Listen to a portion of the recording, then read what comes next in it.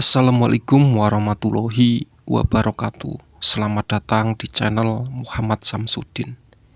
Di kesempatan kali ini saya akan menceritakan sebuah cerita pesugihan Wewe Gombel. Selamatnya penjual mie ayam yang hampir jadi tumbal. Sebelum masuk ke ceritanya, jangan lupa subscribe dulu ke channel ini. Selamat mendengarkan. Ujang sudah tidak tahan lagi. Dagangan mie ayamnya semakin lama semakin tak laris saja. Padahal ia sudah mengerahkan segala cara agar usahanya itu laris manis. Apalagi Ujang sedang dipepet pelunasan motor yang dibelinya secara kredit 2 tahun yang lalu. Kalau tak ada penghasilan, gimana caranya aku bisa melunasi motorku satu-satunya ini? Gumamnya.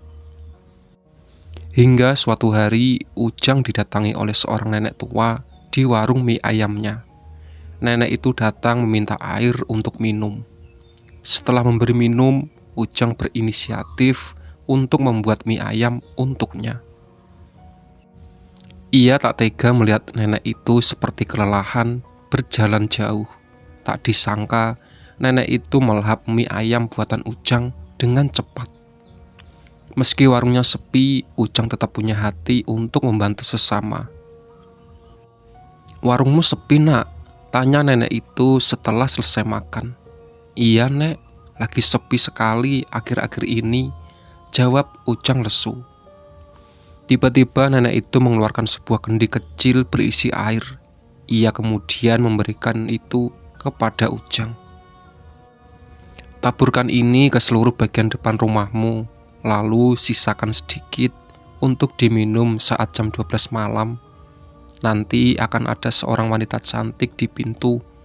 Turuti apa yang diinginkannya dan jangan lupa untuk menyiapkan satu kamar khusus," jelas nenek itu. "Apa yang akan saya lakukan dengan wanita itu, Nek?" tanya Ujang penasaran. "Sudah, turuti saja kemauannya," kata nenek sambil tersenyum.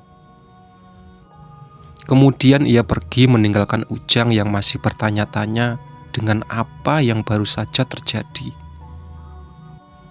Ujang akhirnya mengerti maksud nenek itu. Ia ingin membantu agar dagangannya cepat laku. Dengar-dengar ritual semacam ini juga akan membuat Ujang jadi orang kaya secara instan. Tak berpikir lama, Ujang melakukan ritual itu pada malam harinya. Setelah menyiramkan air tadi kendi di bagian depan rumah, Ujang kemudian duduk sambil menunggu jam 12 untuk meminum sisanya. Untungnya Ujang tidak sendirian. Malam itu bapak Ujang datang menjenguk. "Aku tiba-tiba kangen sekali sama kowe, Le," kata bapaknya. "Kangen bagaimana sih, Pak? Orang baru saja sowan kemarin begitu," jawab Ujang. "Ndak tahu, pokoknya kangen.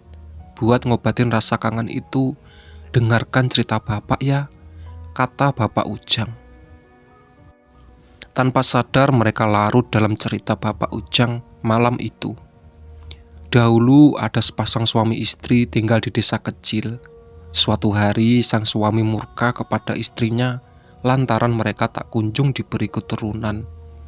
"Dasar istri mandul," bentak sang suami. Karena itulah sang suami membawa seorang wanita ke rumah itu. Suami mengatakan kalau ia akan menjadikan wanita itu sebagai istri keduanya yang akan memberi keturunan. Perasaan sang istri sangat terluka mendengar itu. Terlebih sang suami tega memperlihatkan dirinya yang sedang berhubungan dengan wanita baru itu di depan istrinya. Karena terlalu sakit hati, sang istri kehilangan kontrol. Ia mengambil pisau dan membunuh suami dan wanita itu. Setelah sadar dengan apa yang baru saja diperbuat, sang istri berlari ke hutan karena takut dipergoki warga. Dia menangis tersendu-sendu dengan keadaan dirinya. "Andai saja aku bisa memberikan keturunan, pasti semua ini tak akan terjadi," gumamnya. Singkat cerita, sang istri memilih untuk mengakhiri hidupnya. Namun itu tidak membuat berakhir. Keinginannya punya anak masih saja terbawa selepas dia meninggal. Ia jadi makhluk yang suka mengambil anak orang di desa itu untuk dibawa ke hutan. Orang desa menyebutnya Wewe Gombel. Alhasil, banyak kasus kehilangan anak setelah kematiannya. Ternyata setelah dicari, semua anak yang hilang itu selalu ditemukan di hutan tempat yang istri meninggal. Kabar itu kemudian didengar oleh seorang dukun yang ingin memanfaatkan Wewe tersebut. Kamu sebenarnya masih bisa mempunyai keturunan, tapi ada satu syarat, kamu harus ikut dengan saya, kata dukun itu. Wewe tersebut sepakat dengan dukun. Akhirnya ia menjadi alat dukun untuk membantu orang-orang yang ingin kaya secara instan lewat pesugihan. Syaratnya sudah pasti, yaitu harus melayani Wewe Gombel itu untuk menghasilkan keturunannya. Tak terasa waktu sudah menunjukkan jam 3 pagi. Astaga, aku lupa, kata Ujang dalam hati. Tapi setelah mendengar cerita bapaknya tadi, Ujang seperti mengurungkan niatnya untuk melakukan pesugihan itu. Ia tidak mau punya anak dari Wewe Gombel. Nggak terasa udah pagi.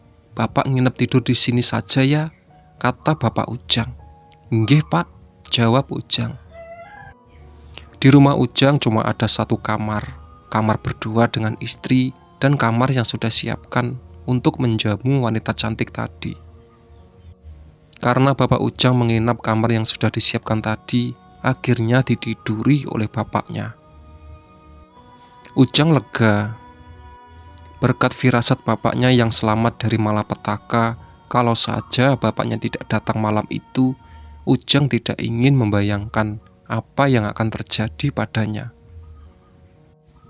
Cerita ini hanya rekayasa, kesamaan nama dan tempat kejadian hanya kebetulan belaka.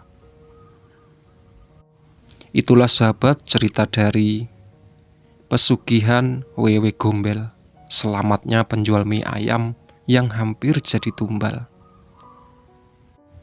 Ditunggu cerita-cerita mistis dan horor lainnya. Oke?